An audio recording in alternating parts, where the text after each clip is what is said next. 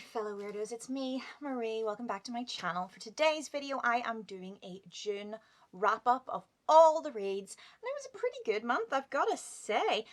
Before I jump into it, I will link last month's down below.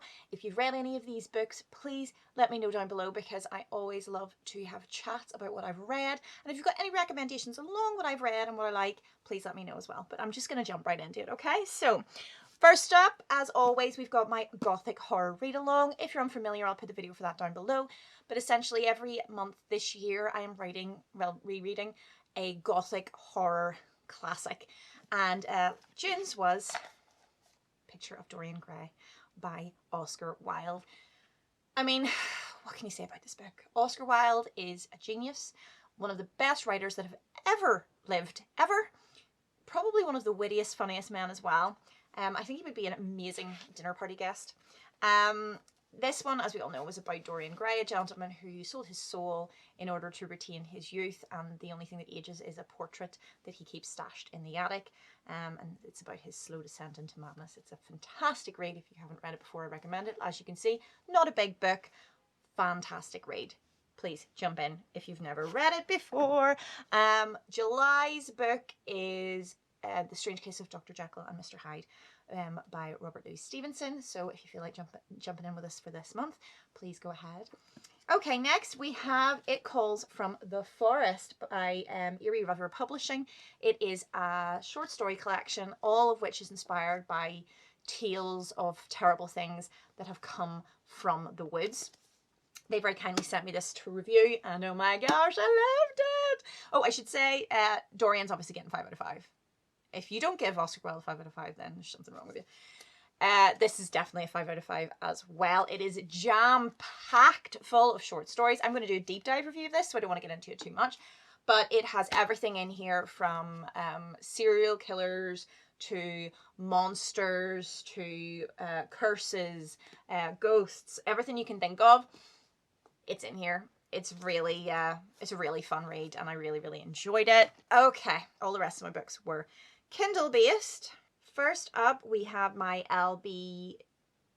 LBGTQ plus. I always forget letters. Read for Pride Month, and I went for Gender Rebels by Anneka. It was part of a paid campaign for Instagram.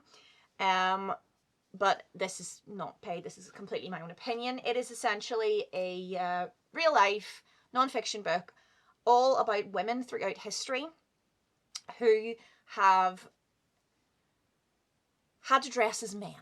Either they've wanted to dress as men, they are trans, or in most of the cases it was so they could live the life that they wanted to live, have the freedoms they wanted to have, do the things they wanted to do, explore the places they wanted to see. The only way they could do it was pretend they were a man. There are queer women, gay women, straight women, trans women. There's everyone in here from all over the spectrum, and they all are frankly badass. And in a lot of the circumstances, which I find quite fun, is their reputations far outstrip whatever field they were in, particularly military, piracy, things like that.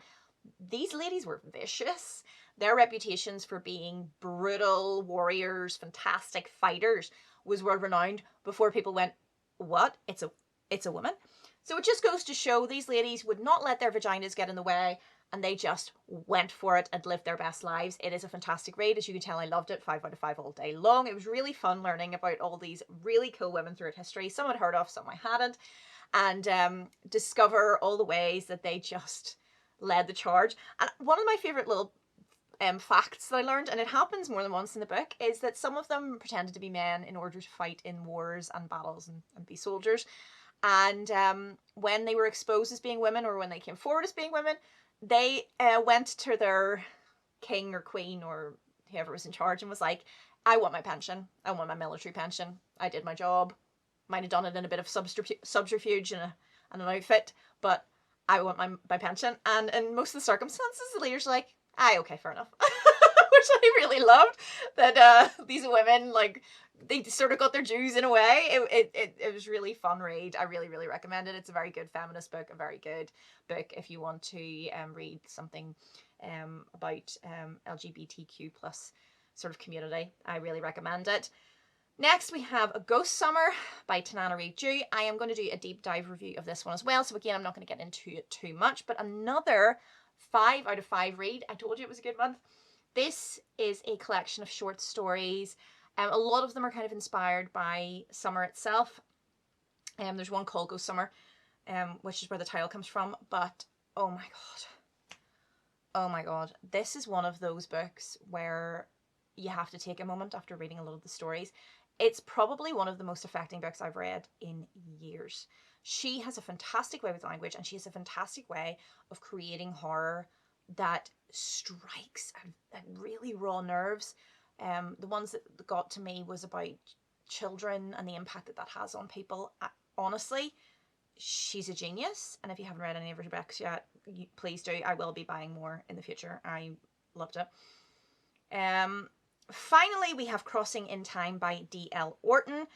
This is a science fiction sort of book that I read for a blog tour on Twitter for the right reads. Not my normal cup of tea, I'm not going to lie. I'll put the link to my review down below for my blog, but I actually kind of enjoyed it. It was good. It's more of a romance with like science fiction overtones. It's about time travel. A big ball, a big sphere lands on Earth, and when they crack into it, there's a USB drive, another USB in a type of technology that doesn't even exist yet, and a note with somebody's name written on it. And that individual is kind of like the key to potentially saving the future, or alternate realities futures, because at this point the whole world's going to go to crap. We're going to have nuclear war, we're going to have disease, we're going to have mayhem. It's going to go Mad Max style, just completely crash and burn. And they can't change their own reality. They can't go back in their own time and change their own reality, but they can change others, and they're hoping it will have a knock-on effect. So it's the first in a trilogy, I believe.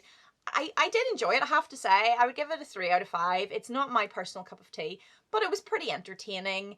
I would have liked more science fiction personally than romance, because it's very heavy on the romance, but very heavy on the whole love across time and love being the key to the saving of the universe and stuff like that. And it's all very sweet and everything, but it's just not my cup of tea. So yeah, but I would give it a solid 3 out of 5. It is very entertaining, and if you're into romance and you're into sci-fi and you would like kind of a crossing of the two, then this is definitely one to read, because it is very sort of entertaining and it's very fast-paced and good. So that's it, guys. That was my reads last month. How many is that? 5 books? That's pretty good. That's pretty good. I love all these people who are able to read like 20 books a month. How? Don't have children. Clearly don't have children. My daughter would never allow me to read that many books. It just wouldn't happen. Hopefully I'll beat it this month. I've already read one and we're only a couple of days in. So yeah, that's it, guys. If you read any of these books, please let me know down below in the comments. If you have any recommendations, I would love to hear them. You guys have steered me in the right direction multiple times so far. Subscribe to my channel. I would love you forever if you subscribe to my channel. I don't know why I put on a voice there. And hit the bell button so you get a wee notification every time I post. And that's me for now. Bye.